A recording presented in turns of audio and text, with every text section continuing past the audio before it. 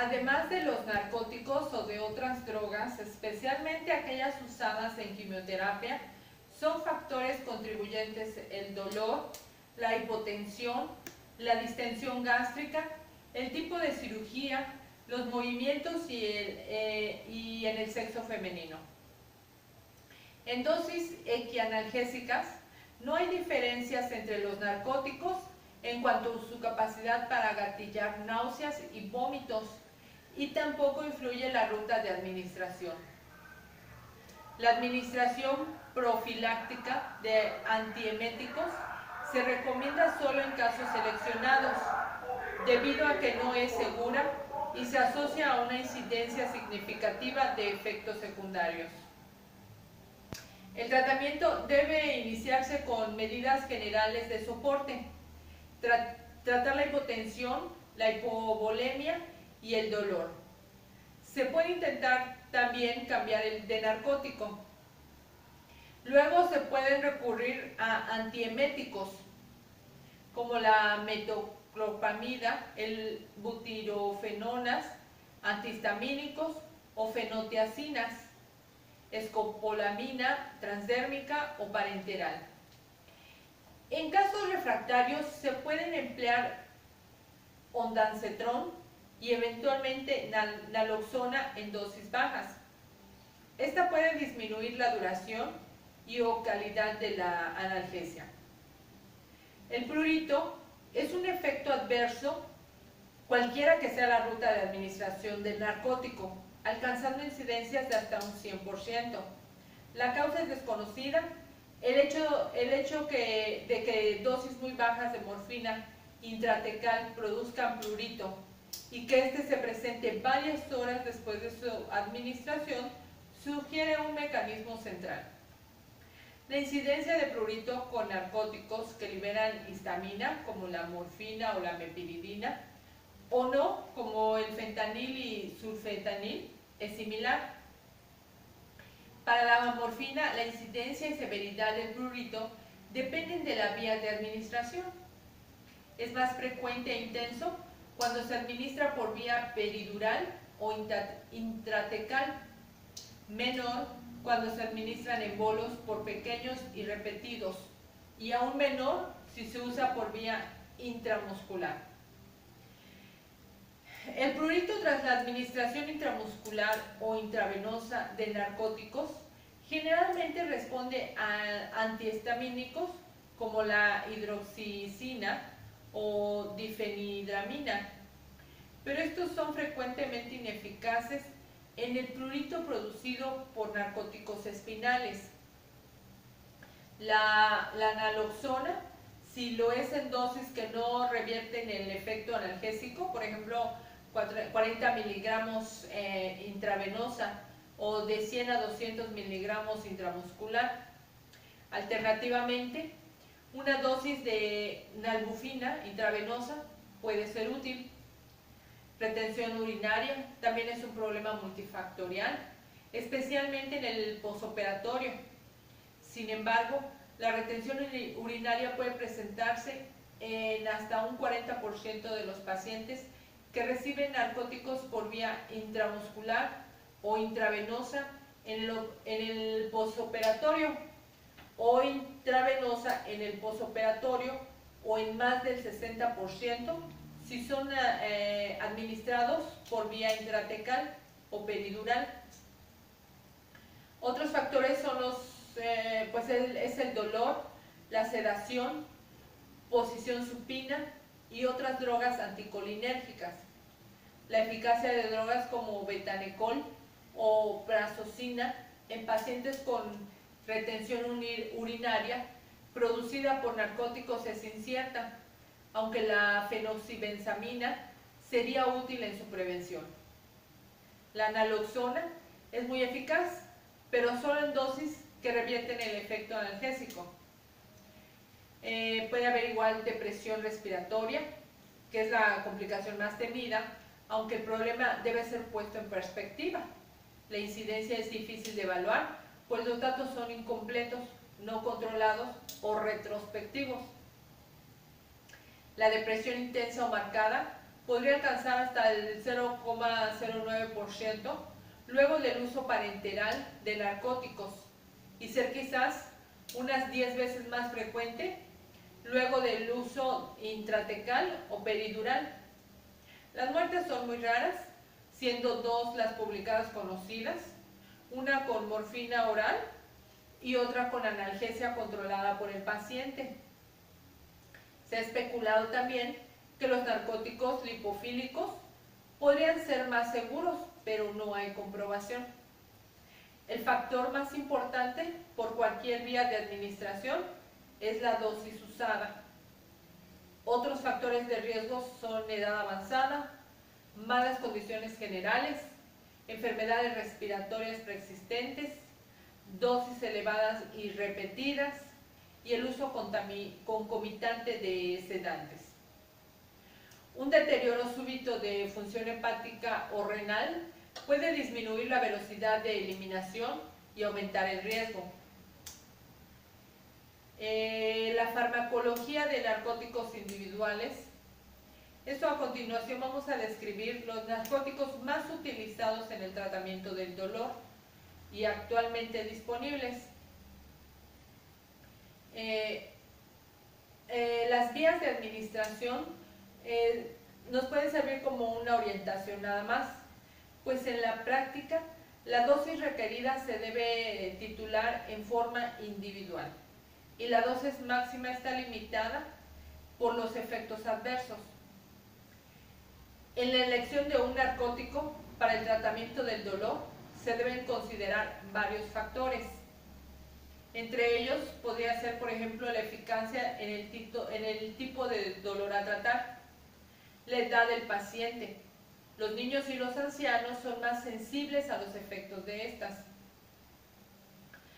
La farmacología de la droga en cuanto a su acción y perfil de efectos colaterales, estado de la función hepática, renal y respiratoria, preparaciones y formulaciones disponibles en el mercado,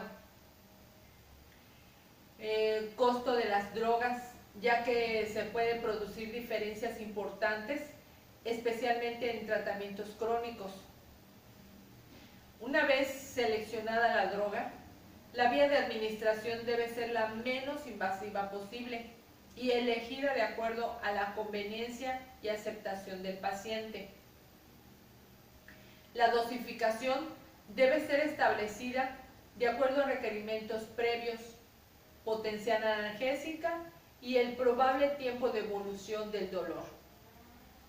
Habitualmente, el tratamiento se inicia con dosis bajas que se aumentan hasta obtener el efecto deseado o la aparición de efectos adversos.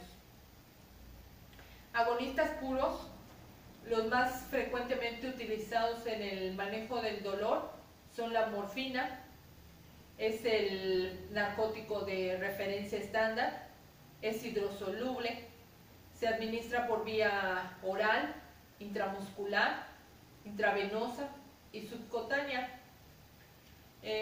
Un metabolito activo, la morfina 6-glucurónido, que contribuye a su acción analgésica, se puede acumular en pacientes con insuficiencia renal.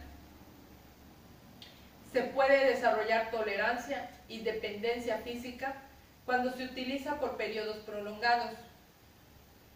Por vía intratecal, o sea, peridural o subaracnoidea, produce analgesia intensa y prolongada. La codeína tiene una alta eficacia y baja incidencia e intensidad de efectos adversos por vía oral. Considerado un narcótico débil, no es eficaz en el tratamiento del dolor de gran intensidad.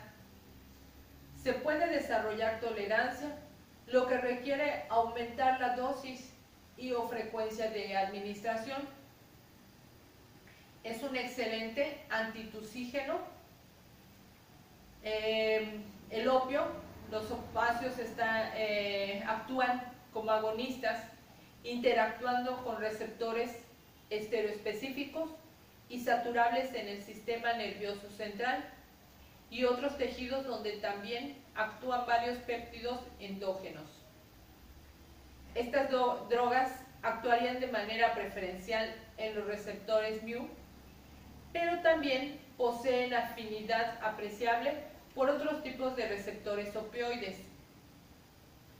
Estas drogas producen disminución en la actividad espontánea de las neuronas del plexo mientérico del tracto gastrointestinal y las diversas áreas del sistema nervioso central que participan en la regulación de la respiración, la percepción del dolor, comportamiento afectivo.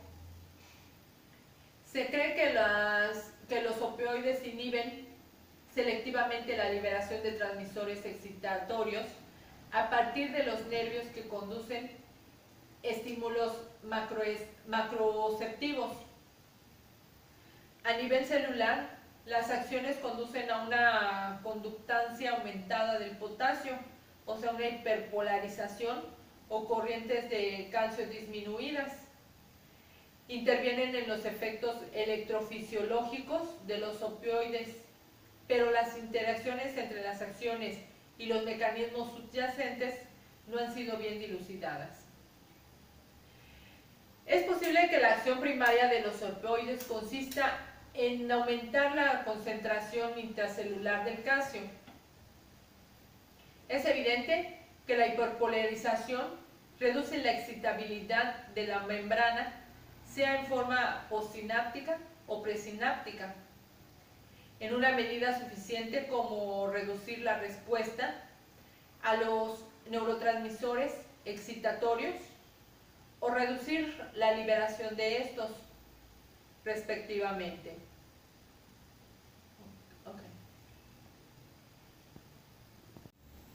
El clorhidrato de meperidina es un analgésico narcótico con múltiples acciones cualitativamente similares a los de la morfina, la más prominente de las cuales implica en el sistema nervioso central y músculos lisos.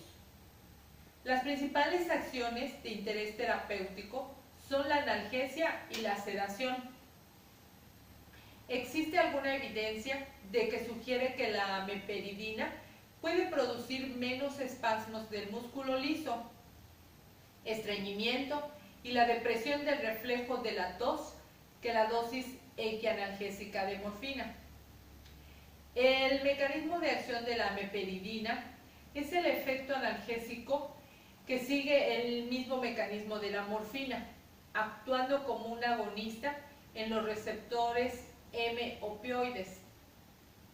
Además de ser fuertes efectos opioidérgicos y anticolinérgicos, tiene actividad anestésica local relacionada con sus interacciones con los canales iónicos de sodio. La aparente eficacia in vitro de la meperidina como agente antiespasmódico se debe a su efecto analgésico local,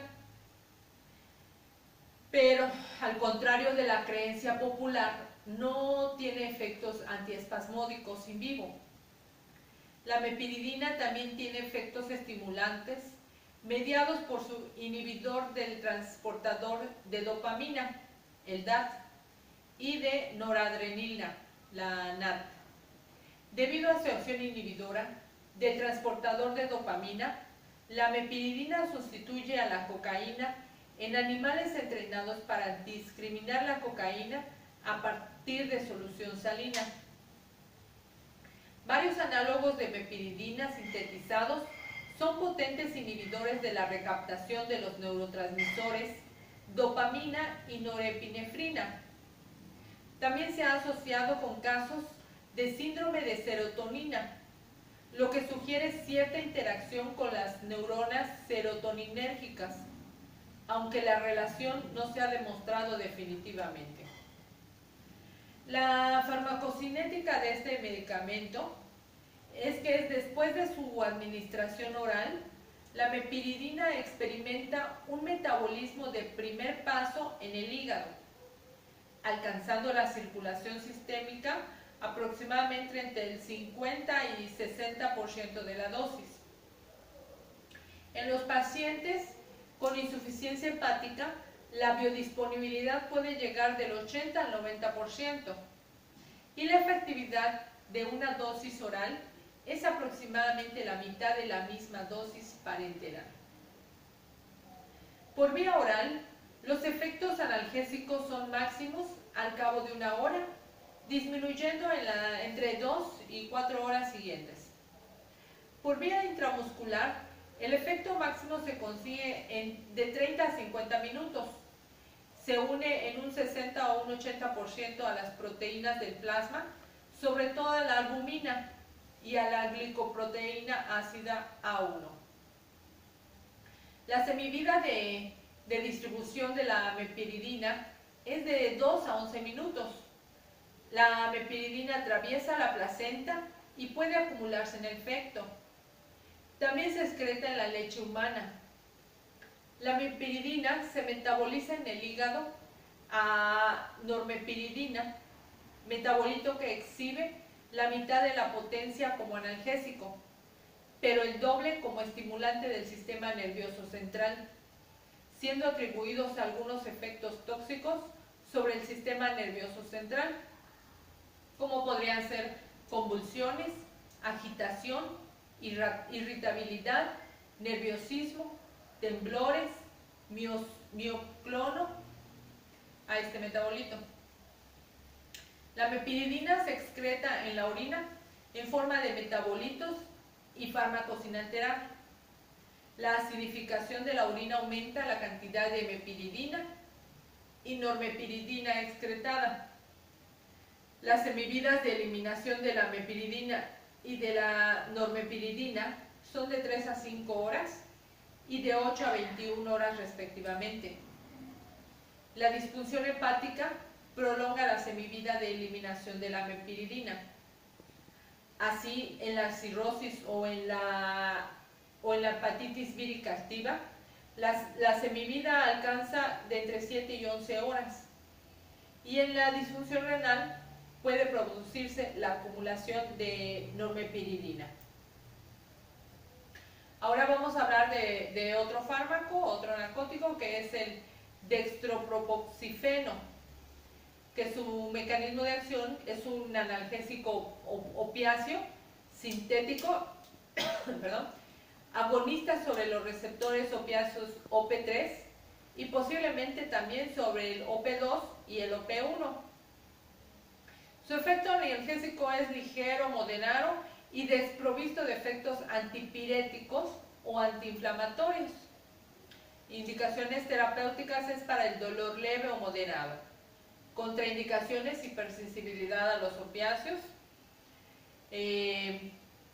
depresión respiratoria o EPOC, pacientes con tendencias suicidas o propensión a la adicción, alcoholismo crónico o agudo.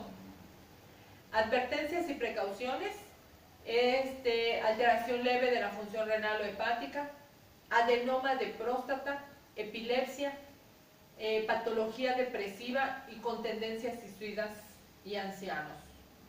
No exceder la dosis recomendada, evitar bebidas alcohólicas, uso concomitante con otros analgésicos que actúan sobre el sistema nervioso central.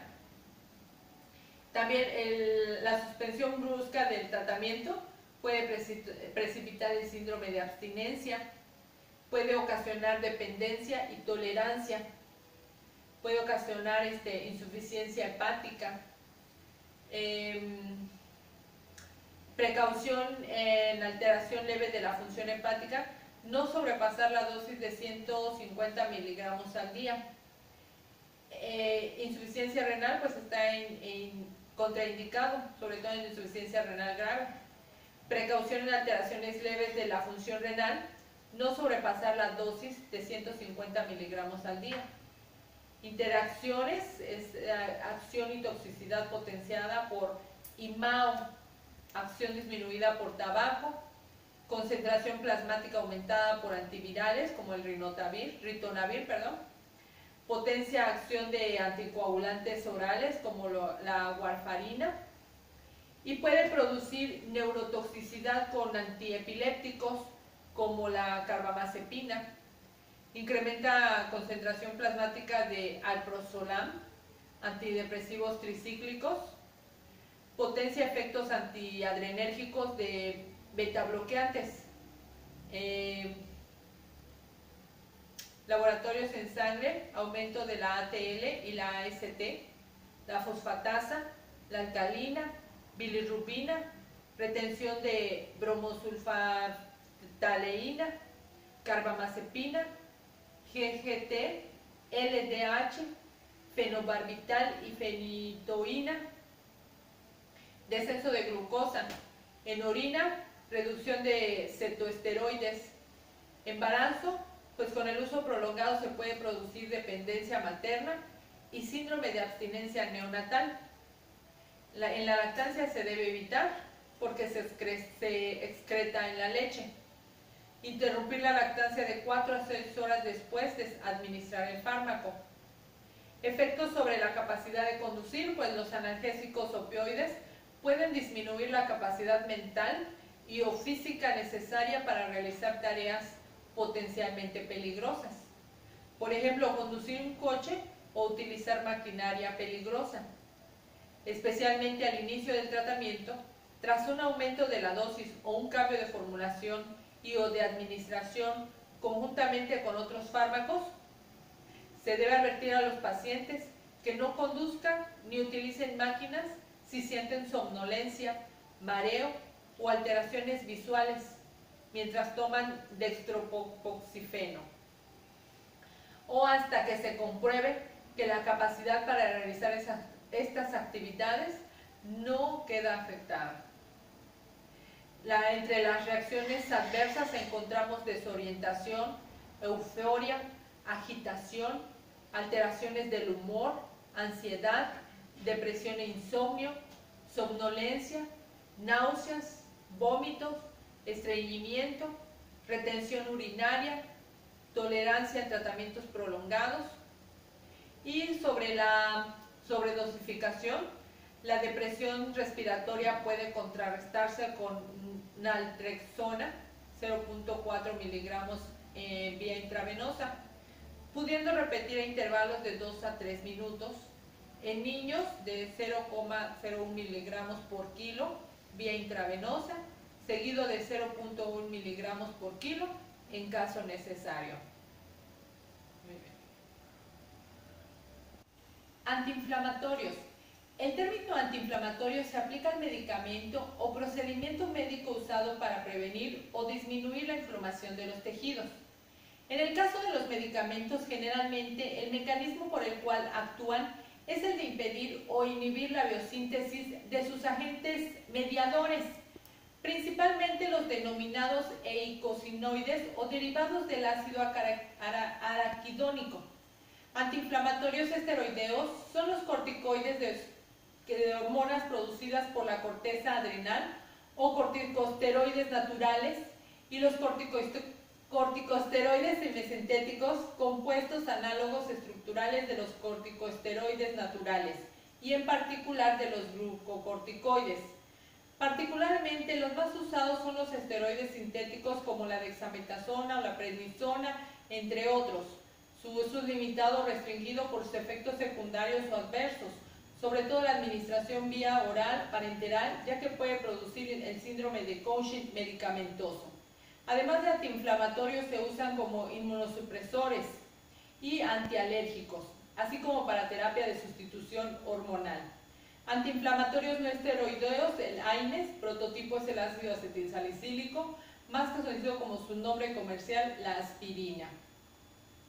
Además de ser antiinflamatorios, analgésicos y antipiréticos, tienen otros efectos como ser antiagregantes, plaquetarios, antitrombóticos, y por eso usan la profilaxis del infarto al miocardio. Otro AINES son una gran variedad de ácidos orgánicos, incluyendo derivados del ácido propílico, como el ibuprofeno, derivados del ácido acético, como la indometacina, y ácidos enólicos, como el piroxicam, todos competidores con el ácido araquidónico por el sitio activo de la ciclooxigenasa.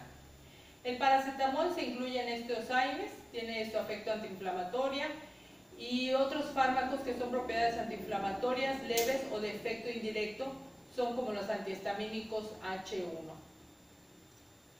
En medicina tradicional o medicina herbal y en la herbología, en varias culturas y países se usan diferentes antiinflamatorios herbales preparados con plantas medicinales por sus propiedades antiinflamatorias. Entre ellos encontramos a la aspirina, el ácido acetilsalicílico o AAS, conocido popularmente como aspirina, nombre de una marca que pasó al uso común. Es un fármaco de la familia de los salicilatos. Se utiliza como medicamento para tratar el dolor, la fiebre, la inflamación, debido a su efecto inhibitorio no selectivo de la ciclooxogenasa, y el acetaminofén, el paracetamol, también conocido como acetaminofén. Es un fármaco con propiedades analgésicas y antipiréticas, utilizado principalmente para tratar la fiebre y el dolor leve y moderado, aunque existen pocas evidencias de que su uso sea realmente eficaz en el alivio de la fiebre en niños. La dipirona es un analgésico y antipirético del grupo de las pirazolonas. Se considera un derivado soluble de la aminopirina y comparte con esta sus riesgos de toxicidad, entre ellos la posibilidad de causar agranulocitos. También tiene propiedades antiinflamatorias, espasmolíticas, cuantitativamente de menor magnitud. También tenemos el metamizol magnésico de 500 miligramos. Las indicaciones terapéuticas es para el tratamiento sintomático de los procesos que cursen con dolor, con fiebre. El magnopirol también se utiliza para el herpes zóster, cefaleas, otalgias y odontalgias. El dolor de diversa intensidad y origen e independiente de la edad y estado del paciente. La aminopirina, antiinflamatorio y analgésico de uso local. Sus propiedades es no esteroide, derivado pirazolónico, con actividad antiinflamatoria y analgésica. En la actualidad su indicación se limita al uso local en diferentes asociaciones farmacológicas con antibióticos o antisépticos. La fenilbutazona es el nombre de un medicamento de tipo antiinflamatorio no esteroideo, AINE, derivado de las pirazolonas, indicado para el alivio del dolor crónico, incluyendo los síntomas de artritis. Su uso es limitado en humanos por razón de efectos adversos severos, tales como la supresión de los glóbulos blancos y la anemia plástica. La oxifenbutazona es un metabolito, un medicamento de tipo antiinflamatorio no esteroideo, indicado para el alivio del dolor y la inflamación leves o moderados, como la artritis, espondiloartropatías, aunque su uso sea limitado considerablemente por razón de riesgo de efectos hematológicos severos. La indometacina es un medicamento de tipo antiinflamatorio no esteroideo, derivado indolmetilado relacionado con el diclofenaco, que inhibe la producción de prostaglandina, por lo que se indica para el alivio del dolor, fiebre y la inflamación en pacientes con osteoartritis, artritis reumatoide, dolor muscular, espondiloartropatías, osteosis deformante, dismenorrea, bursitis, tendinitis, dolor de cabeza, neuralgia y por sus efectos antipiréticos para el alivio de la fiebre en pacientes con tumores malignos. Los anticonvulsivantes son fármacos depresores selectivos del sistema nervioso utilizados para la profilaxis o tratamiento de estados convulsivos. El estado convulsivo más destacado es la epilepsia.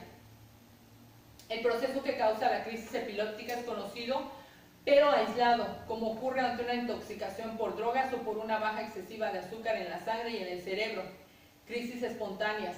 Las crisis epilépticas aparecen de forma espontánea, no son provocados por una causa inmediata y pueden tener tendencia a la repetición. Un poco de historia.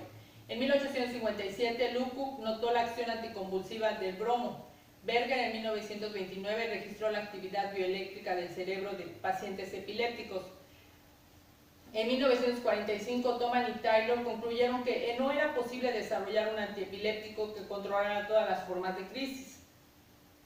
El denominador común es su capacidad de modular la neurotransmisión excitatoria o inhibitoria al efectuar cualquiera de los numerosos sitios de acción, canales iónicos, receptores a los neurotransmisores y metabolismo de los neurotransmisores. Desarrollaron algunos de sus efectos anticonvulsivos, limitando la descarga repetitiva sostenida al modular los canales de sodio sensibles al voltaje, inhibiendo los canales de calcio sensibles al voltaje, mejorando la inhibición mediador del GABA, reduciendo la excitación medida por glutamato y alterando la neurotransmisión serotoninérgica. La multiplicidad de acciones podía explicar por qué algunos agentes son eficaces para el tratamiento de otras situaciones clínicas, como el dolor y trastornos psiquiátricos. Entre los medicamentos anticonvulsivantes tenemos a la difenhidrolantoína, la fenitoína, la primidona. El mecanismo de acción de esta altera los flujos iónicos de la membrana neuronal, aumentando la probabilidad de tiempo abierto del canal y el tiempo promedio de apertura. Se ha sugerido la posibilidad que a concentración terapéuticas puede bloquear canales de sodio dependiendo del voltaje en su estado inactivo. Inhibe la propagación de descargas del foco epiléptico. Otros son los relajantes del sistema musculoesquelético. Tono muscular se define como contracciones voluntarias de los músculos y el espasmo muscular es una condición opuesta, es decir, contracciones involuntarias de uno o varios grupos musculares. Es una enfermedad aguda que se relaciona con el dolor muscular debido a una rotura parcial del músculo o un esguince muscular. Puede ser una rotura total o parcial de un ligamento. Los relajantes musculares esqueléticos son fármacos que actúan sobre los centros nerviosos y deprimen la actividad del músculo esquelético, disminuyendo el tono y los movimientos involuntarios. Están indicados para tratar procesos asociados a hipertonía muscular, específicamente espasticidad y los espasmos musculares. Los fármacos también tienen como objetivo disminuir la excitabilidad y la contracción a nivel medular, en la placa motora o incluso a nivel del mismo músculo. Hay dos grupos de fármacos con acciones y finalidades diferentes. Bloqueadores neuromusculares, que son empleados para anestesiólogos durante procedimientos quirúrgicos y para la adaptación de enfermos con ventilación mecánica en las unidades de cuidados intensivos, ya que sus moléculas impiden que sustancias liberadas por el nervio se fijen al músculo, logrando así que éste se relaje. Interfieren en la transmisión en la placa neuromuscular y no son activos sobre el sistema nervioso central. Se utilizan junto a los anestésicos generales. El metocarbamol se usa en combinación con descanso, fisioterapia y medidas de otro tipo para relajar los músculos y aliviar el dolor y el malestar causados por las torceduras, los esguinces y las lesiones musculares de otro tipo. Funcionan al desacelerar la actividad del sistema nervioso para permitir que el cuerpo se relaje. El carisprodo es un relajante muscular activo por vía oral. En la actualidad se utiliza en pocas ocasiones debido a la existencia de nuevos fármacos. Hay que resaltar que uno de los metabólicos activos del carisprodol es el meprobamato, un fármaco utilizado como ansiolítico, aunque se desconoce si a la dosis de carisoprodol utilizadas clínicamente se genera este metabolito.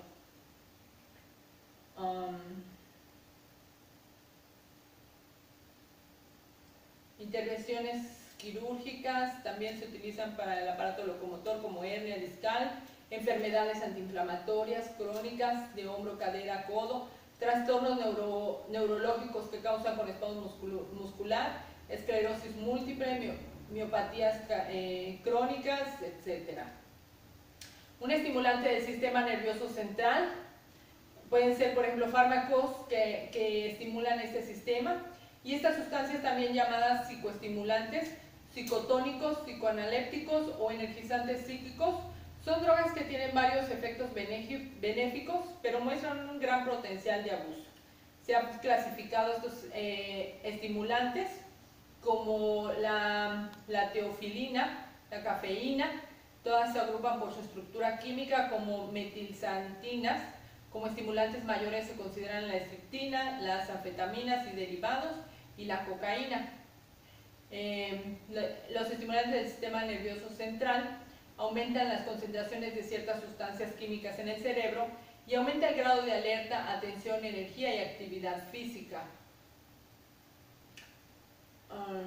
También se llaman estimulantes del sistema nervioso central algunos medicamentos estimulantes como la picrotoxina, que es un compuesto de origen vegetal aislado por primera vez en 1812. Es una combinación de las palabras griegas picros y toxicón. Es un prototipo de antagonista no competitivo de los receptores GABA, mediadores primarios de la neurotransmisión inhibitoria, tónica y rápida en el sistema nervioso. La niquetamida, categoría farmacológica, es un analéptico, respiratorio y vasomotor. La farmacología es un derivado sintético de la niacinamida estimulante del sistema nervioso central. Su mecanismo de acción pues actúa directamente sobre ciertos centros respiratorios de la médula o en su forma indirecta sobre los quimiorreceptores. No tiene efecto directo sobre el miocardio o vasos sanguíneos, pero puede ocurrir taquicardia e incremento de la presión sanguínea con una sobredosis de la droga. Está reportado que estimulan la actividad de las enzimas microsomales.